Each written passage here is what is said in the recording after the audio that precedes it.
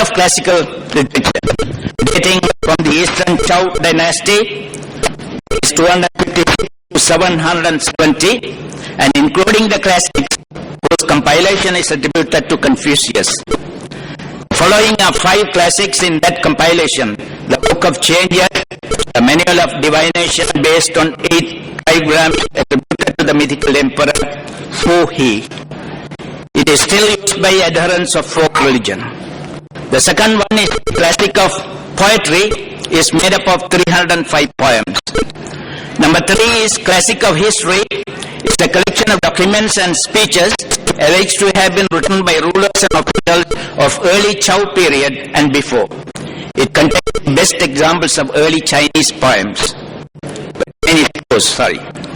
The record of rights, the restoration of the original, that is number 4. Number 5, the Spring and Autumn Annals, is a historical record of the Principality of Lu, that is Confucius' native state.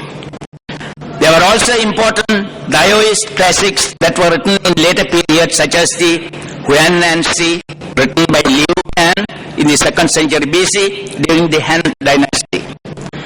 The Huainanzi was also one of the earliest Chinese texts to cover topics of Chinese geography and topography.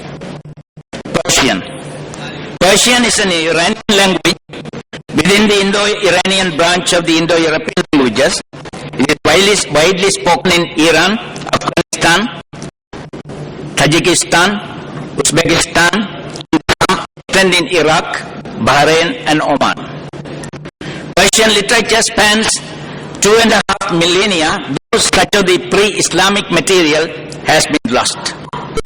The bulk of the surviving Persian literature, however, comes from the times following the Islamic conquest of Persia in 650 AD.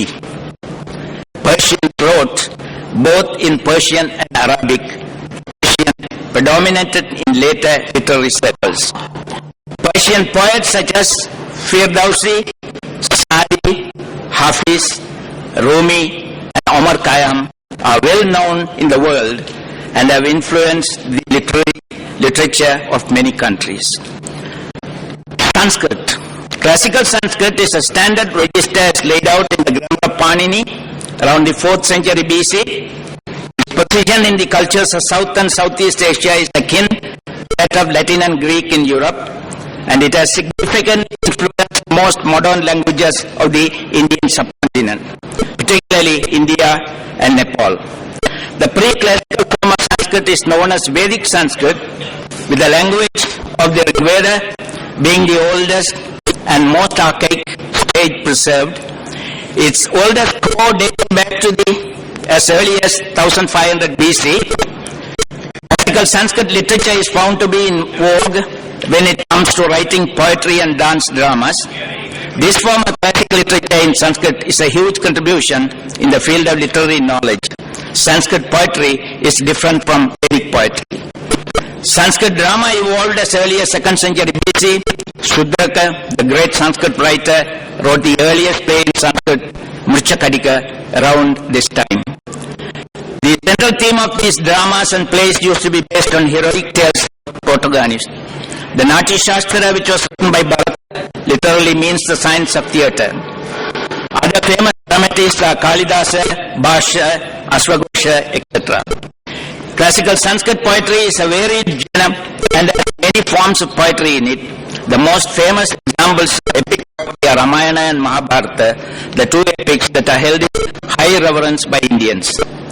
Romantic poetry was given a boost during the time of Kalidasa, the great poet of India.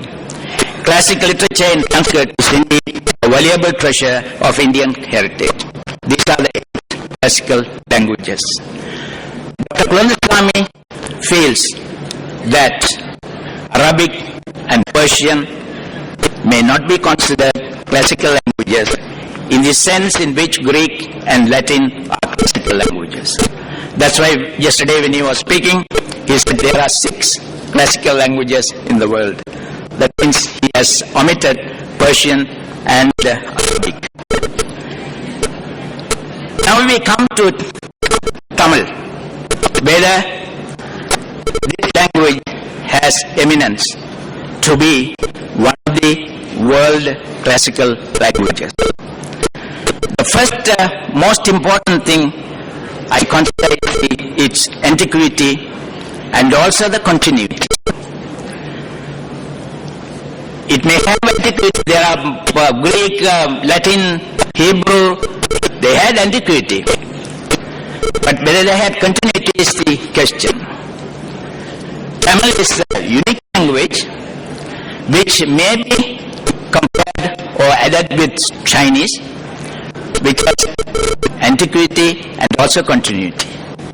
Apart from other aspects, Tamil, like Chinese, in a sense Greek, though in fact the old Greek is not spoken now, it has to be taken into consideration. Tamil, like Chinese and Greek languages, is still alive and is rich with modern literature. Some may think that dead classical languages could be considered as the real ones, because some writers, they think that Sanskrit, though a dead language, is a real classical language. Yes, we consider it as a classical language, but it is a dead language which we have to consider. Death may be holy, but living is glorious. This is what we would say regarding the dead classical languages like Latin, Persian, Hebrew and Sanskrit, and the living classical languages such as Chinese, Greek and Tamil. The aspect of antiquity and the continuity of the classical language show that Tamil has a respectable status among the world classical languages. This point, particularly the continuity of the Tamil language, is discussed with examples. And the continuity of the classical language is discussed under two sections. One is about its linguistic aspects, the other is the literary compositions. As far as language is concerned, it undergoes change through the ages. In the case of Tamil, even though it had gone through several changes, a number of words, phrases, sentences found in early Tamil poems are still used by Tamil-speaking people. I compared some sentences and phrases from Kuruntogai, one of the anthologies, with a Tamil spoken me, that is in Jaffna now. It does not mean that it is not spoken in Tamil, but I am taking this as an example because it's convenient to me to compare it. 400 poems of this anthology, a number of sentences are found which are comparable with those from Jaffna Tamil. A few of them I quote here. For example, in Kuruntogai number 75, line 1, Ni Kandanayo, Kandar Kertanayo. Ni Kandanayo, Kandar Kertanayo. In Jaffna Tamil, it's very Kandaniyo, Kandakala Kertaniyo. Kandakala, we say Kanda, Akal. Akal means person. Ni Kandaniyo, Kandakala Kertaniyo. Kuruntogai 179, Uduram Ure. Uduram Ure. Tolapia has 3, the demonstrative pronouns, either, Udu and other.